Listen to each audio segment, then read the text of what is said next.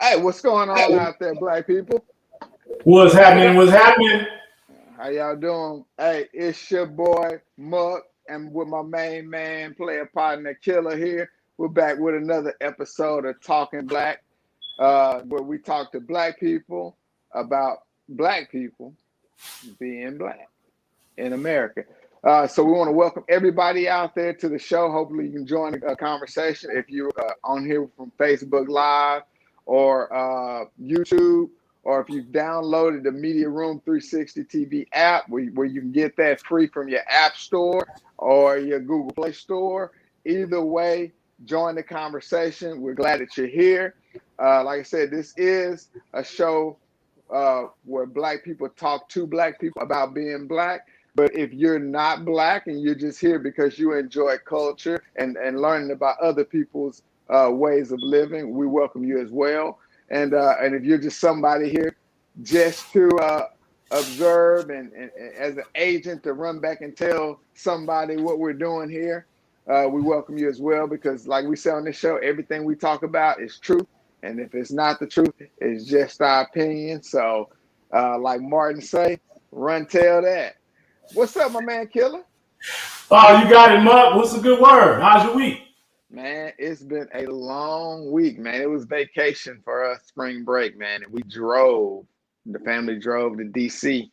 And we stopped in Atlanta, spent the night in Atlanta, visited one of my LBs. Then we got up, rode to DC, stayed, toured. A lot of stuff was closed.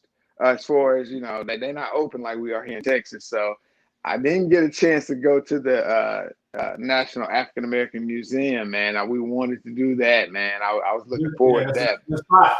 Yeah, but we're going to catch them this summer or whenever they decide to open up. But, man, it was just good family time, man. Me and the youngins, me, Sheree, Beja, Trailer. The older kids all had to work, so they didn't get a chance to go. I got you. Yeah, Sounds like it was good. But yeah, you have tuned into the Muck and Killer latest edition of our Talking Black podcast, where we discuss elements of current events and share stories of our trials that we turn into triumphs. Today, we're having a conversation on the topic of war. And this is the ninth area of people activity. We're actually going to switch it up in two shows and give you one element this week and the other element next. And that'll round us out for this season. But, Neely Fuller shares his thoughts again on this subject in this area of activity in the form of a suggestion. Yeah. And we'll get to that in just a minute. But again, you want to definitely check out Shawnee Scott, Males on the Mic in the Morning, and other podcasts that are on Media Room 360. Download the app. Catch us on Facebook Live, YouTube, and Roku, and other platforms. But if you download Media 360, you'll get it. Where you can see it all right here. It's all there. Recipe for Conversation with Antoine Antoinette. Big Binks Break Room. Very entertaining. Let's Get It Radio. And my main man Muck and myself, Killer, Talking Black. So that's what's up. Let's get into it, man, and share some of this insight so we can, So war and conflict, war and or conflict, man. This is the one that's the one, man. Especially we understand, we as people understand conflict. You know what I'm saying? Because we've been known to be at odds with one another, man. And that's something about our culture that we've always talked about changing. Ever since I can remember, it's been this: we got to come together mindset from from the majority of the narrative of my life. The Black people, we keep saying, man, if we only come together, if we only can come together. But it's always been that conflict, that fight, that inner fight, and that crab in the barrel mentality that we've all seemed to. It seems like that's overshadowing a lot of the good things we're doing. So talking about war and/or conflict, I think this is an important show, which is why we're going to do it in 2 shows. Take our time with it. No, yeah, I mean, Neely breaks it down, but his concept behind it is very unique because he actually thinks that Black people shouldn't get together. He says the last thing we need to do is get together. The first thing we need to do is have a code that connects us, and you go live out your code, I go live out mine. That's his, but he's very rigid in his approach to this thing. I don't know, it's a lot of theory, but he defines it as, he says some very interesting comments and suggestions on war. He says, as long as white supremacy exists, always think, speak, and act as if you're in a battle zone, right? People, white or non-white, may do you bodily harm at any time, any place. Do not think that any place in the known universe is safe, and at all times do your best and be prepared to fight or flee unjust attack.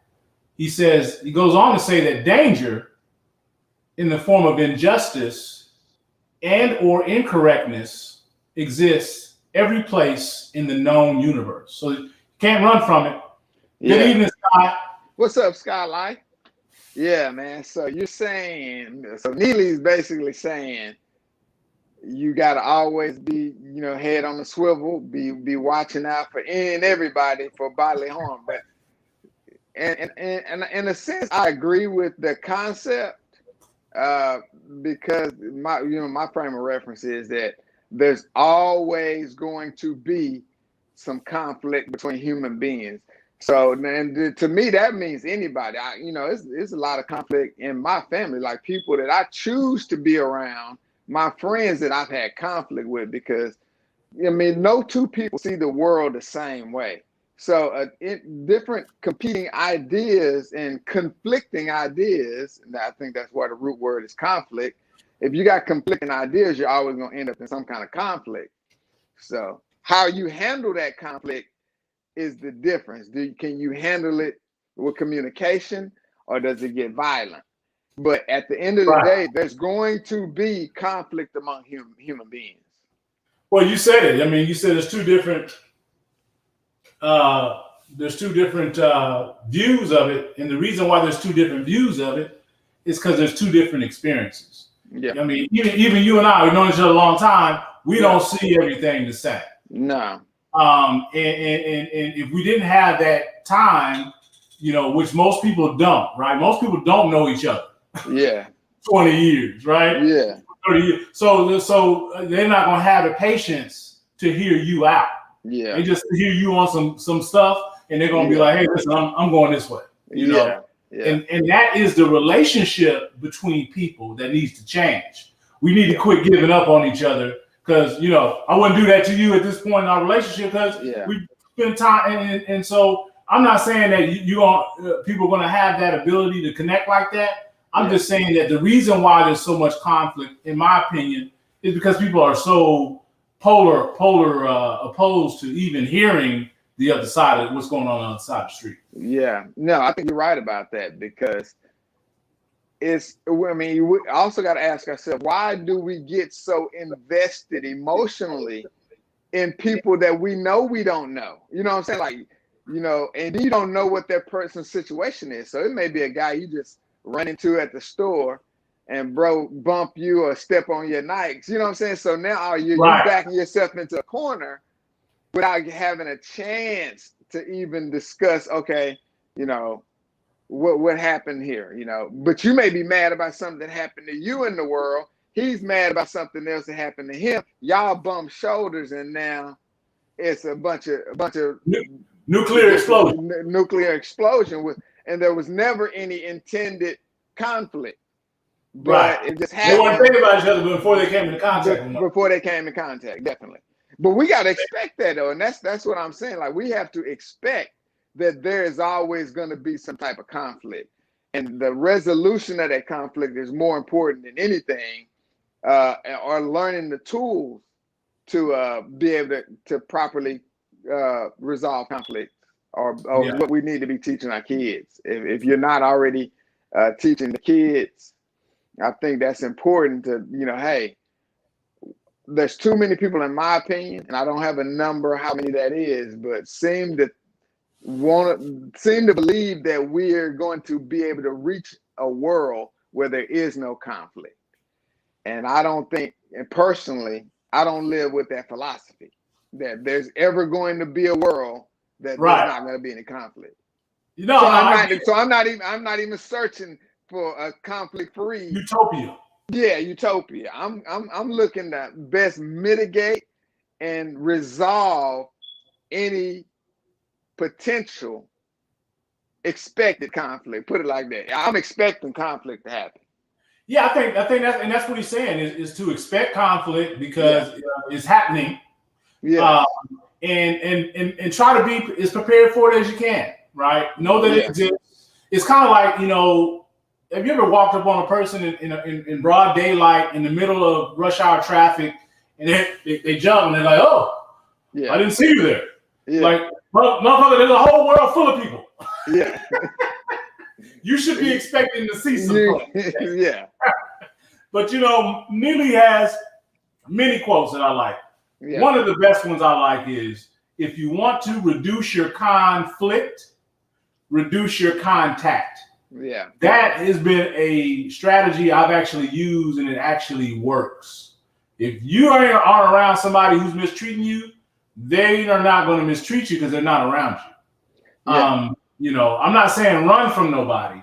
I'm just saying, you know, if you know that you're going to be around somebody that causes conflict with you, and you know that you're not capable of handling that issue when it comes up, you might want to make a better decision as to where you go. No, that makes you know, it's like when I was growing up, people used to ask me because I was bigger than everybody. They would say, "Hey, can you help me fight this guy?" I was like, "Nah, I don't want to fight him." Yeah. no more than you do. Yeah. But what you can do is you can go down that way instead of going down that way. Yeah. Because he hangs out that way. Yeah. Yeah. Yeah. No. That's a tough one, man.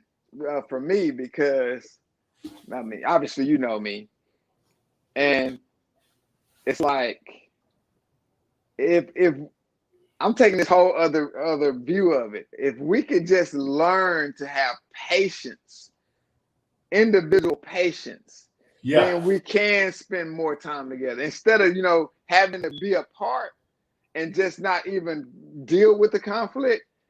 If we can somehow become more patient with each other as human beings, and then learn how to deal with that whatever that conflict. I'm getting up today knowing I'm going into the lion's den, but here's one thing: you gotta know you're a lion though. I'm going into the lion's den, but I'm a fucking lion, and that's what I'm supposed to be.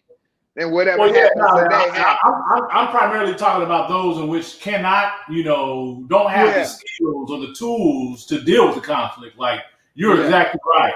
I'm not running from nobody. Yeah. But I'm going to be smart about it because I understand the risk inherent. We can both lose. Yeah, the risk reward. In fact, right. And if I have responsibilities, I got people depending on me, I've got to make the best decisions I can.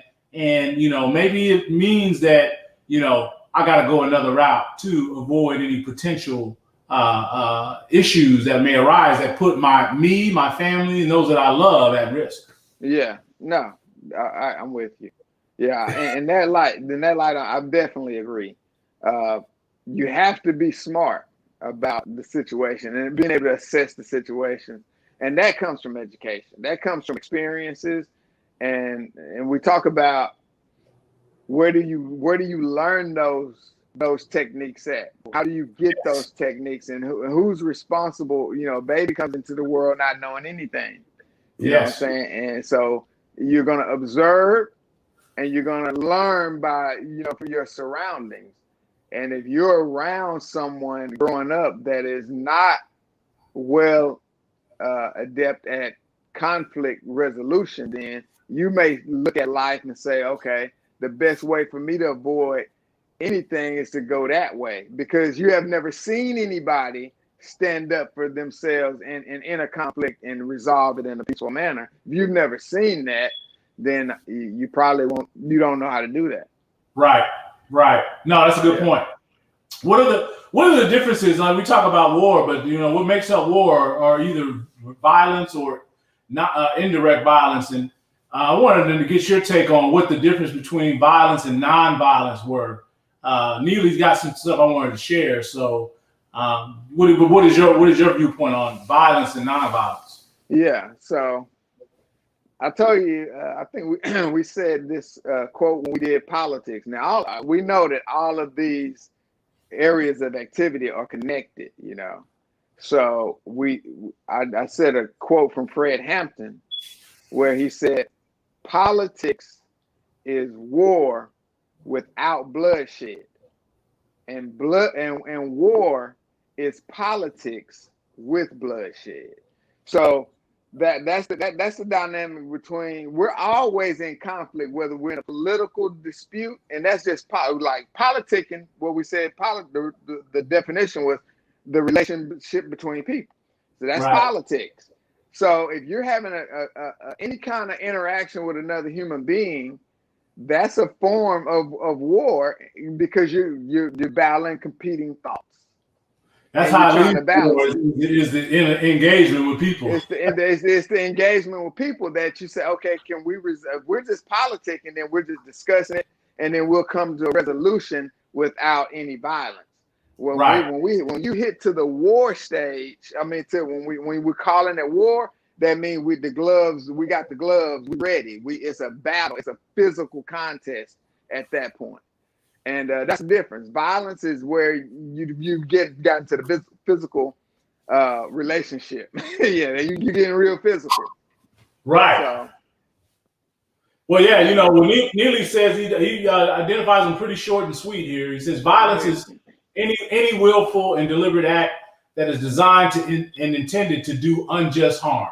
Yeah, that's violence. Any willful and deliberate act that is designed to and intended to do unjust harm. He then goes on to say that counter violence is any act that is intended to stop or counteract those who willfully and deliberately do unjust harm. Again, that is any act that is intended to stop or counteract those who willfully and deliberately do unjust harm. And then nonviolence is the complete absence of violence and the complete absence of counter violence. He breaks it down so clear that it's just, you can't get anything else from that other than what the intent is. Yeah. So as a practice, what's the best practice? Well, we kind of embarked on that earlier. Is we got, you stated in the outset that this show is about Black people talking to Black people. Yeah. And I think the underlying deal is that in order for us to, understand what's going on in this area of activity, we have to understand our culture. And in defining our culture is basically the beliefs and behaviors and objects other than characteristics shared by groups of people, right? Yeah. So we share a common experience as Black people. So when we talk about police brutality or incarceration rate, we understand that there's disparities there automatically because that's a part of our experience. Yeah.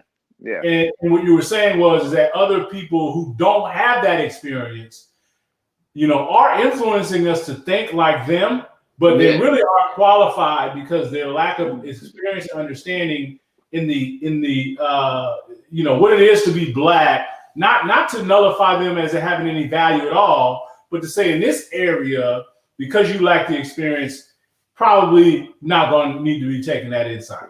No, and that's what we have to come to terms with ourselves. Is that okay?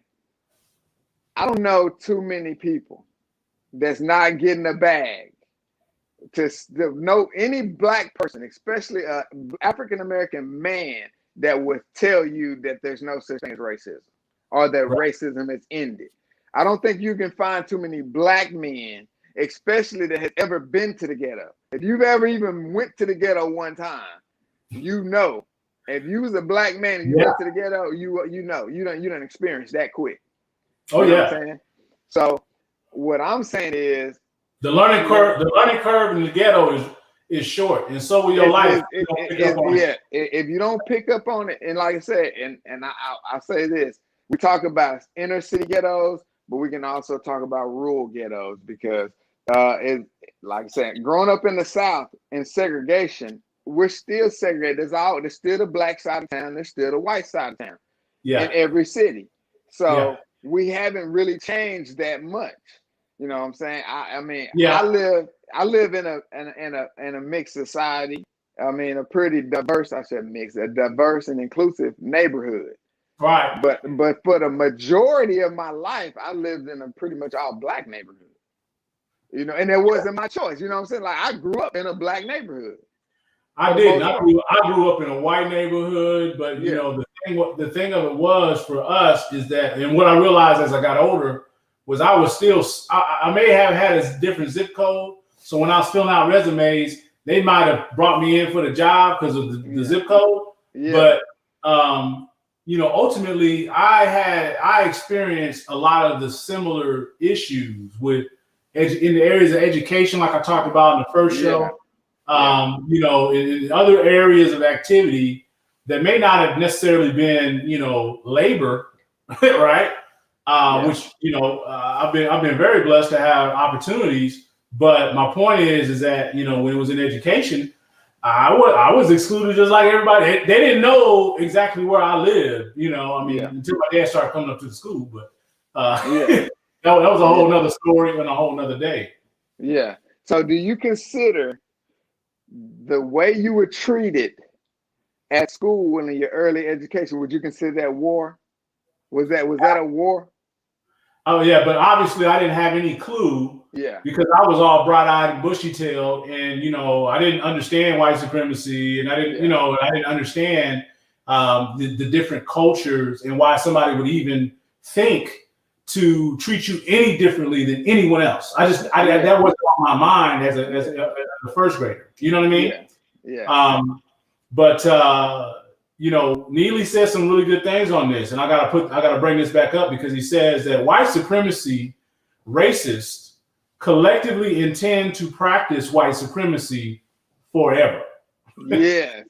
He said, therefore, they will kill or help to kill enough non-white people to satisfy their need to have fun, but they will not kill so many non-white people because they want some to remain. He said they kill or help to kill enough non-white people so they can continue to enjoy practicing white supremacy. And this last little part is extremely compelling. He says white supremacists, racists, not only enjoy killing non-white people, but they also enjoy terrorizing, confusing, brutalizing, depriving, and making fun of the weakness, stupidity, and ignorance of non-white people. Man. He says white supremacists intend to do this forever. And I actually believe that because I keep seeing kids getting shot in the street. Nobody's done anything to stop that. Now, you know, I think you made a good comment earlier. We're going to have to do that work. Yeah. Tell me a little more about how we do that work. Yeah. So one thing in my and we mentioned this last week when we talked about sex, it was the concept of the theory of optimal mate selection that I kind of, and I'll briefly go over it. here, but if to get a little more detail and a little more foundation, go back and look at the episode last week on sex. But every individual, male or female, when they're born, the idea is to create more human beings. You know, I think there's this burning desire, this energy. Let me use it's energy that creates this whole universe that we live in, that has to continue to produce life in order to keep existing. To sustain itself. Yeah. To sustain itself. So I think inherently in every person that's born is that idea, that energy, that drive to seek somebody else. Now, I don't believe we live in a perfect world. I do believe that atoms don't split the right way every time they split. Sometimes they split a little funny. So the fact that we have people that don't want to reproduce is not the what is it's the exception. It's not the rule. The majority of people want to reproduce. Right. And even if they don't want to rear a child, they want to conceive a child because they want to have sex. That's my idea, is that energy of sex is very strong, and people are trying to exercise the energy, albeit a lot of times it's the energy of sex is misused, where we got all kind of pornography and dysfunctional sexual relationships amongst human beings. Play. Yeah. Sexual play. So, but that's not to say that the fundamental disposition of people is to reproduce. So with that being said, now you get into the rearing of that offspring. So we know that every child is born in this world totally dependent. Right. So there has to be other human beings that are willing to sacrifice to raise a child, to get the child to a level to where they could be self-sustaining, self-sufficient, independent. Whatever that age is or whatever that time is, it varies between cultures. But every culture knows that somebody got to take care of this baby, right? So when you're looking at producing a baby with somebody, and you also got to be thinking about, what am I going to do if I do have a child? I think you want to be mated with somebody that is, the genes are good, they look good, they're talented, and you have the best, strongest, the most beautifulest baby in the world, right? And then y'all raise this baby together, and the baby goes on to be something greater and greater and greater. I think that's how we all kind of think on the normal level. So what kind of person is the person that you would want to mate with? Yes. If you're a male, what type of person would you want to mate with? What's the characteristics of somebody? And I'm saying, no, I'm not asking you, I'm asking people. Whatever your orientation is, it's the other one. So if you your mate, people out there, what are some of the things that people want to see in an optimal male or female? If you're a woman, for a male. If you're a man, answer for a woman. Yeah, the optimal mate for you? What are the qualities that they should have? Right. Yeah. Go ahead. My bad. Yeah. No. So when you think of that question right there, so you start coming down to certain qualities that I identified.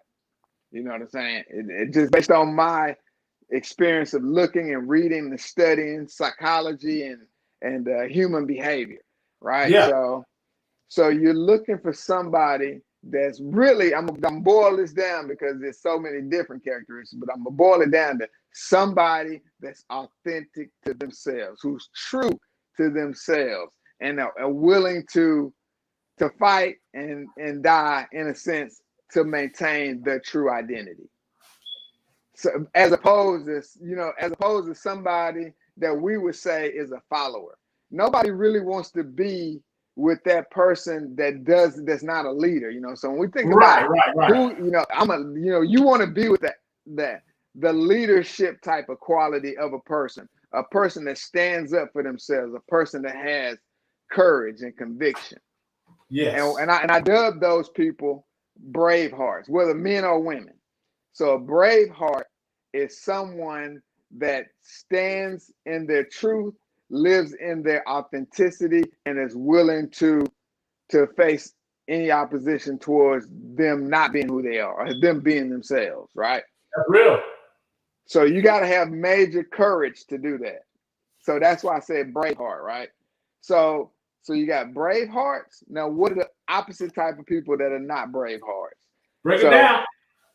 So you got the brave heart, which we just identified and gave a rundown of. Then you have cowards. It's either people with courage or people that don't have courage and that are cowardly.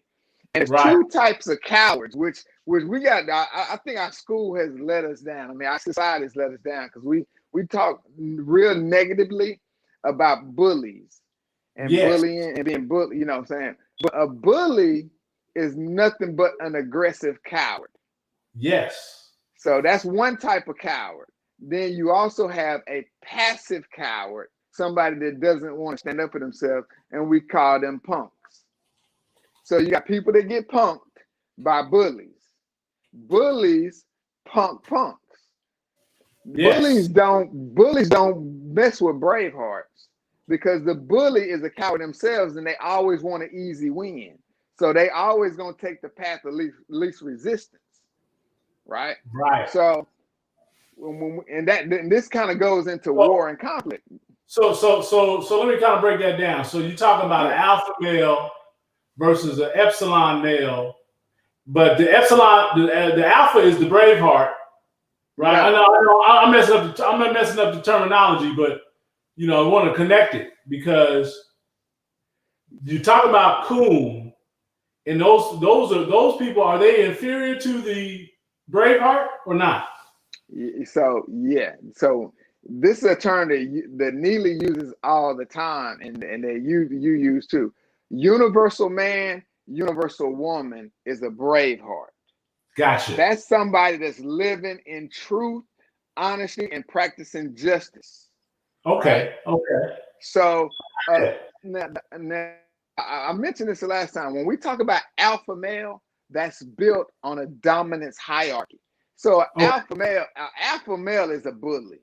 It's somebody that's peacocking, trying to show how strong they are, and they're using all these techniques to appear as the dominant force. They want to show outwardly that they can dominate the women or they can dominate the punks, but they never go messing with the brave heart because the brave heart about their life.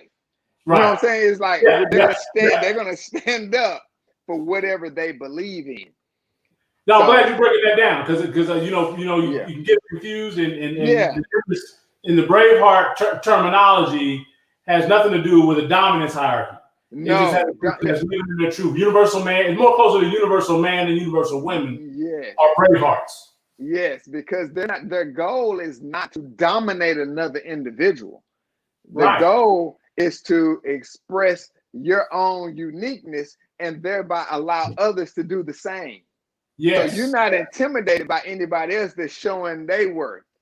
You actually encouraging that, and you actually feeding off somebody else that's doing the same thing, man. It's hey, man, that boy doing this thing over there. He's doing it his way. A punk would say, "Oh, he doing it his way. I'm gonna do it like him." Right. You know what I'm saying? A bully would go. Him. I'm gonna try to be like that. I'm gonna try to be like him. His own unique self or herself. Yeah. And that's what punks and bullies do. Cowards try to act like that, act like somebody else instead of just being authentic to them. What other characters are in the Braveheart network of characters or people who make up this whole network and identification? No, I mean, I'll try to keep it very simple as not to confuse people. Because so when you talk about Bravehearts and you got men and women, universal man, universal woman, that's solid right there. It's more about their actions and how they handle conflict. And we talk about conflict and war today. What makes you a Braveheart is the courage to stand true. So when you do meet that conflict, if you're a Braveheart, you're meeting that conflict head on with your truth. And you're willing to deal with whatever the consequences are, because there's nothing worse to a Braveheart than to lay down his own honor. Right. You see what I'm saying? It's like, or her honor. When it matters, yeah. When it always matters. That's what I'm saying. It's not. It always matters. You're honored. Now, if somebody was about to shoot me in the head, would it be dishonorable to get on the ground because they said get on the ground? No, I'm getting on the ground. Niggas I'm gonna get down and lay down and do what he tell me to do because I'm in a position where I'm about to lose my life. I'm not saying I'm just gonna run up. Braveheart ain't about being stupid and that's bully type shit. That's the kind of shit bullies do. Because that's not really authentic. That's not authentic. If you scared, you scared. You know what I'm saying? Now, if I'm Bruce Leroy and I know how to catch bullets with my teeth, I might say shoot. But if I yeah. So it's just about that. It's like, hey man, I can't win in this situation. And I'm not even about to go here. I need to find another route because I'm in a deficit. That's how Braveheart thinks. A bully and a bully would say, I gotta show myself to be strong in this situation. I'm gonna run straight into it and get shot up. That's dumb. I'm not trying to prove that I'm a man to anybody because I am a man. Right. That's the difference between a Braveheart and coward. I don't even need to say it. Whatever I do is what men do. You see what I'm saying? Like that's whenever I do in that moment, that's what men do. That's how I look at it.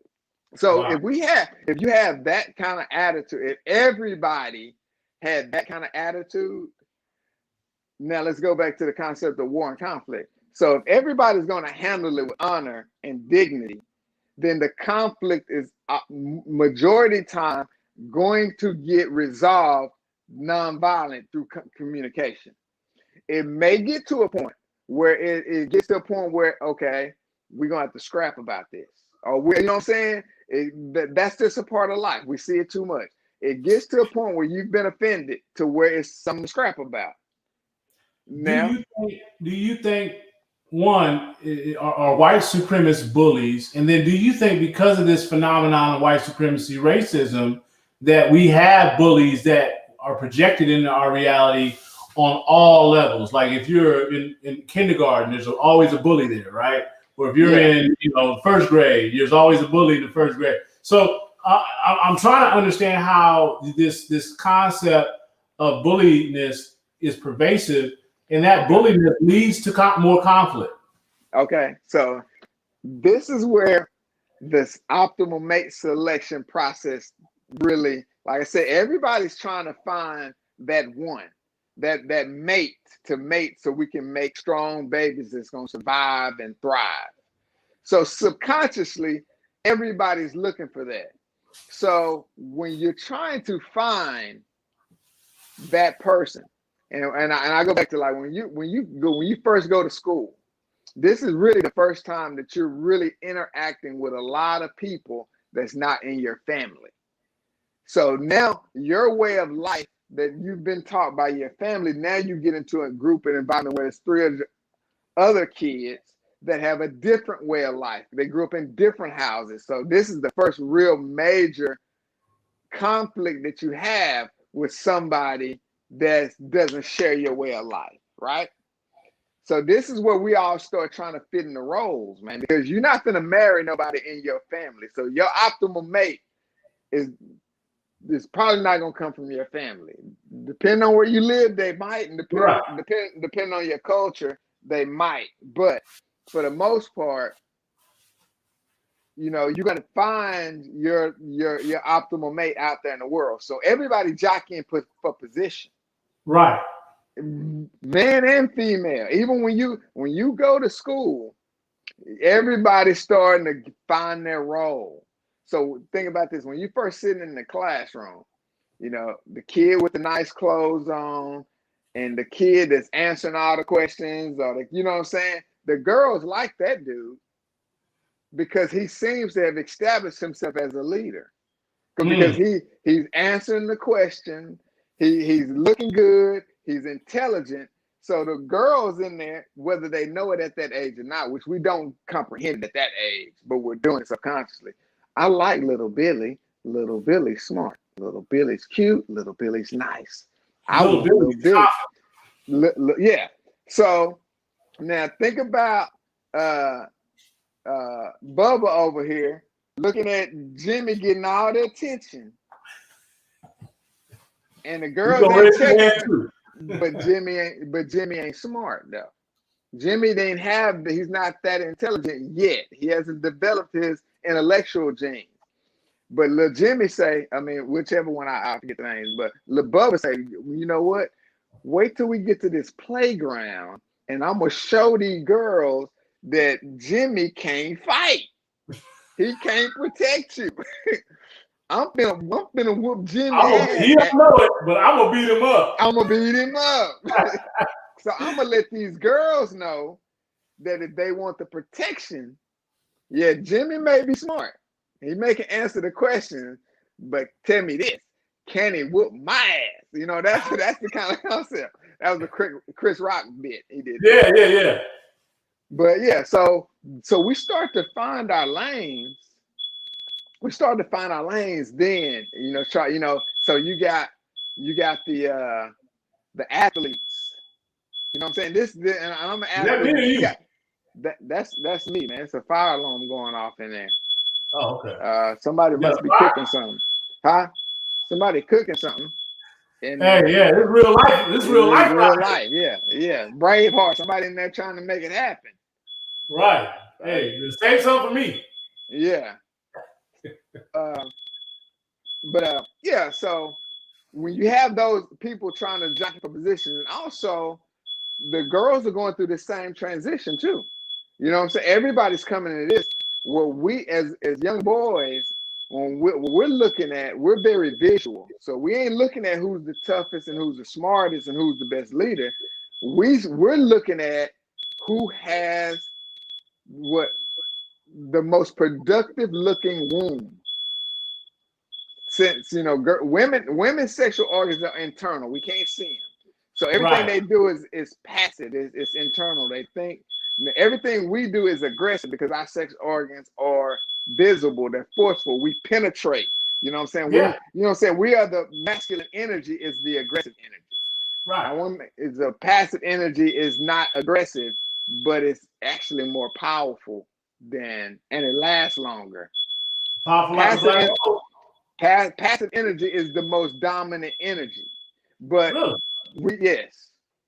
it's a theory of the tractor and the lake. So tell me about that. The tractor and the lake is the tractor has horsepower. It's the aggressive energy. The lake is passive energy. If you drive a tractor in the lake and mash the gas, what's gonna happen? It ain't gonna go nowhere. It's just gonna sink faster. It's just gonna sink faster. What passive energy does, it uses aggressive energy against itself. Oh, wow. So it not only does it absorb that aggressive energy, it has its own energy, which makes it the superior energy. Oh, wow. Which is why you can't stay up in that cootie that long. Bro. The passive energy is taking all your energy and is using their energy as well. Wow. So the feminine energy and lasts longer too. It's like you know what I'm saying? So aggressive energy doesn't last long either. When you get to fighting and getting physical, you can only do that for a short time. You ever see a lion get some ass? You know what? I probably have. But you know how long it is before they copulate? Man, what, 2 minutes? They ain't 2? 10 seconds. Yeah. They done They be like, ah. Hey man, let me go get this. Hey, let me go get this and see if somebody can go cut this out real quick. I'll be right back. All right, yeah, that'll work. So you tune into the Muck and Killer podcast. It's me and my main man Muck. We are talking about war this evening, dropping a little knowledge about the systematic racism and how it affects us in the area of war. We had a few questions out there. Is violence ever justified? And I'm going to read to you another question. According to compensatory counter-racist logic, what is the correct thing for you to do if you are being greatly, seriously, unjustly, and unbearably harmed and you are unable to protect yourself? Neely has some suggestions. One is do all that you can to get away from the people, white or non-white, who are greatly, seriously, unjustly, and unbearably doing harm to you. If you can get away from those people, this is number 2. If you can get away from those people, go to or send a message to those white people who are best able to protect you and ask them to protect you. Oh, you fixed it. Yeah, I had to go. Hey, I handled that. My assistant didn't. I had to fire somebody as well too, man. No. You had to fire your production manager. Yeah, Beige, my production man, she had to go, man. She had to go. She's packing right now. Not only she got fired, she got to move out too. She got to go. Yeah, I got you. You're gonna give us some more work to do, some more conflict. You know.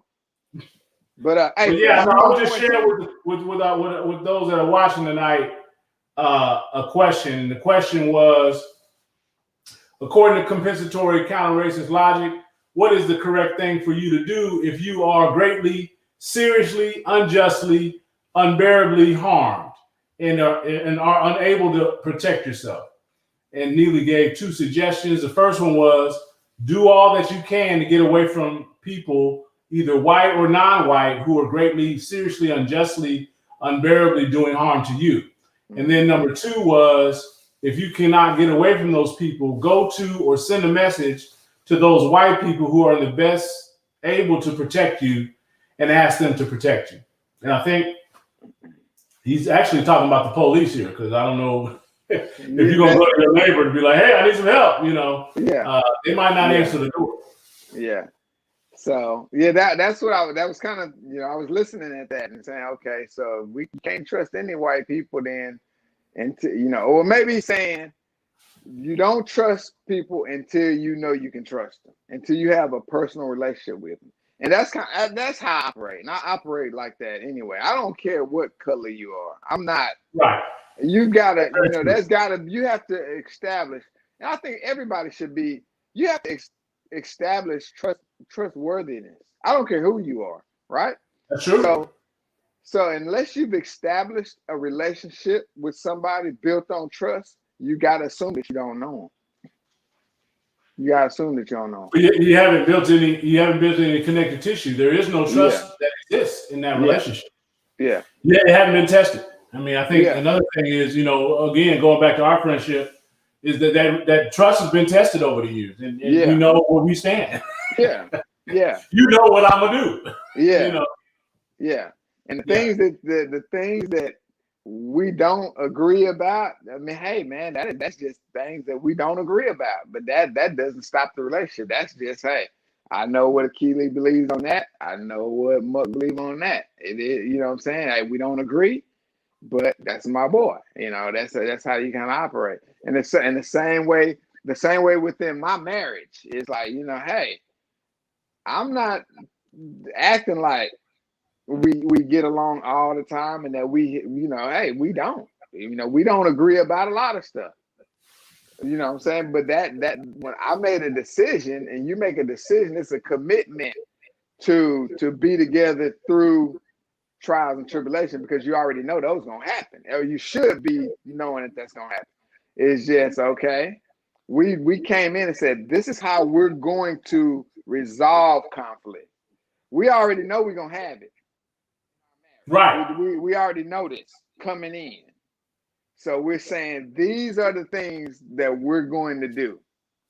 Yeah. In the conflict.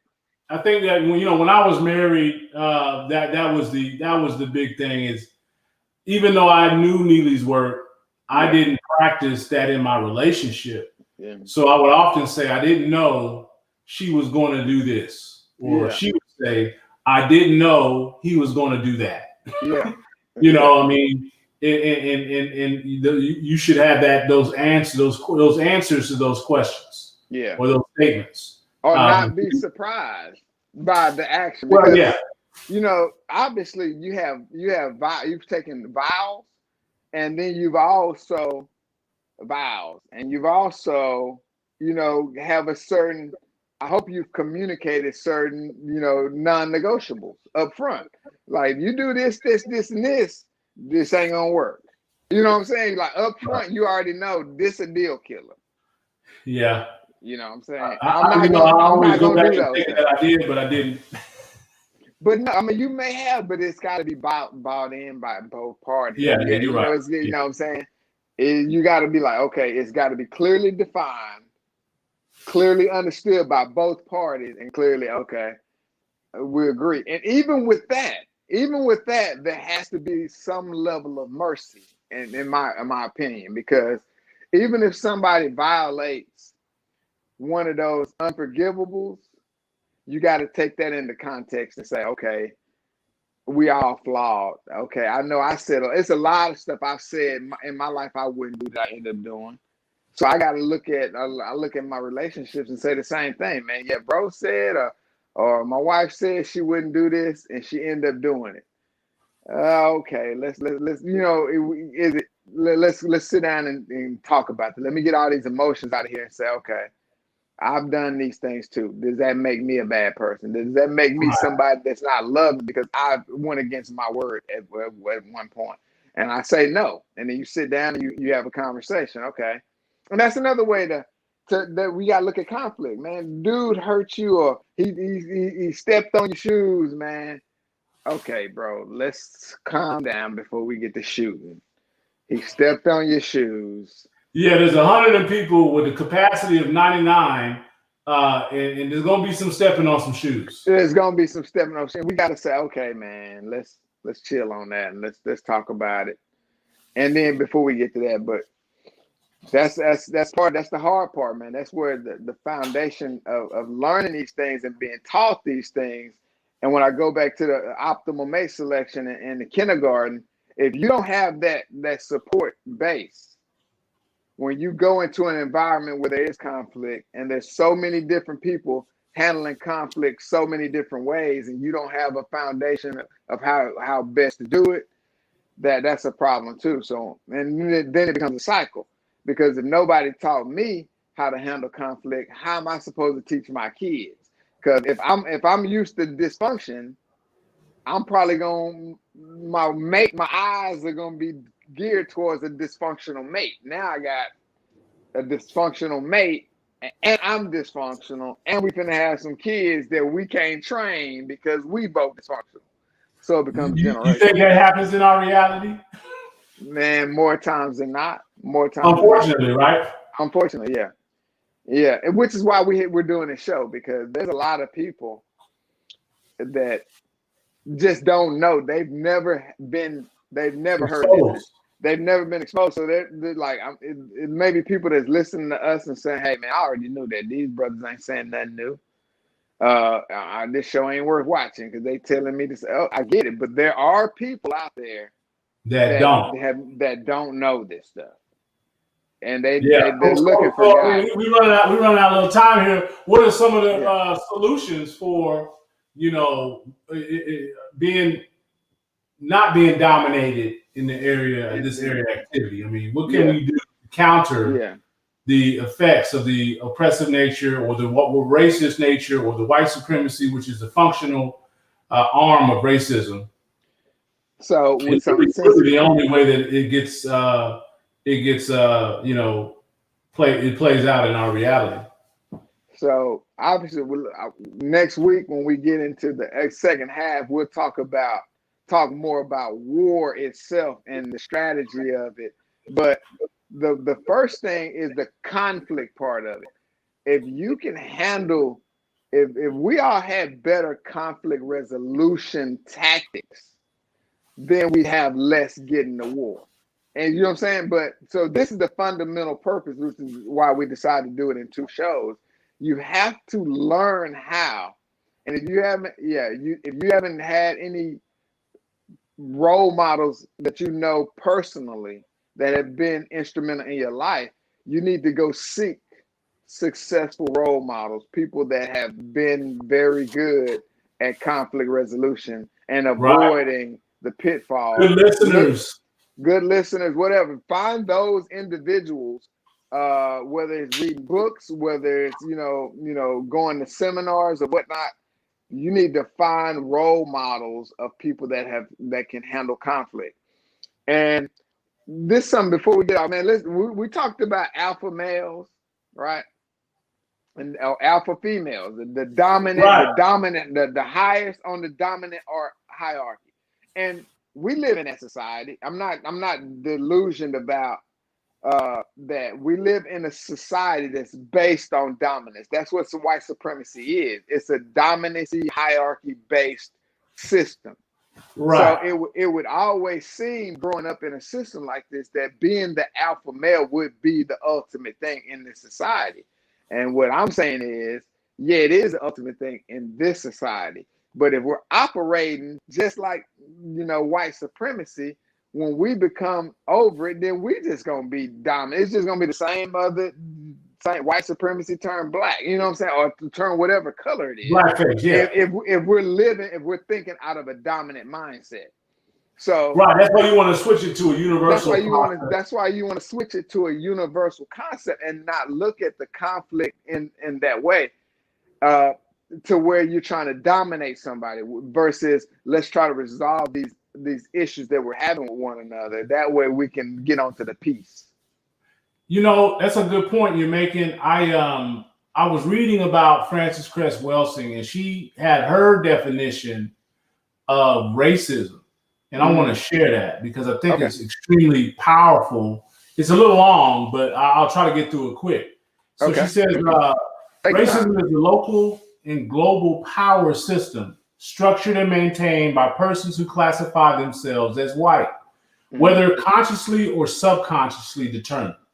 This system consists of patterns of perception, logic, symbol formation, speech, action, and emotional response, as conducted simultaneously in all areas of people activity, economics, education, entertainment, labor, law, religion, politics, sex, and war. Yeah. The ultimate purpose of the system is to prevent white genetic annihilation on Earth, a planet in which the overwhelming majority of people are classified as non-white, black, brown, red, and yellow by white-skinned people. All of the non-white people are genetically dominant in terms of skin coloration compared to the genetically recessive white-skinned people. And she's a clinical psychologist. She's no longer living, but I wanted to make sure we got that down because I thought it was a very poignant definition of this topic we've been talking about for the last 9 shows. Yeah, no, that goes along. No, that goes along with the mindset of somebody that would create a system like the one that we're living in and living under worldwide is somebody that fears being dominated. So, and when she's talking about the dominant, or told what to do. Not even necessarily like that. Just like I said, the black people and the dominant gene people, the people with melanin in their skin, never think about melanin. You know what I'm saying? As much as because it's just like if we have a kid with a person that is white, the chances that the baby gonna come out looking like black or a person of color is like 98%. So it's not something that we think about. You know what I'm saying? If we start mixing races heavily, then there won't be any white people on the earth within a matter of time. So anybody that cares about whiteness has to enact an ideology of white supremacy in order to stick around. So do you think it's fair for people to make comments about telling white people to give up their privilege and be less white? I don't. What do you think? You think that's gonna go over well? It's not gonna go over well, man. I think about this all the time, man. And the reason why this, I'm trying to get, people of color, black people, especially, to understand what they're doing. Understand the mindset of somebody that would enact white supremacy racism. Not to demonize them, because I perfectly understand where white people are coming from. What their circumstances are. Yeah, I get it. So, but we got to say, okay, this is what they doing. In order to counteract that, you got to know what they doing first. So that's huge. When you look at what white people are doing, and we saying, man, that's some devilish shit, man, that's survival, bro. I mean, that's the only way they can survive. Yeah.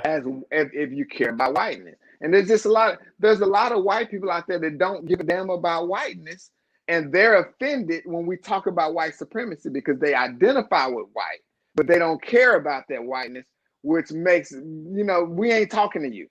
We're talking to the white people that care about preserving whiteness.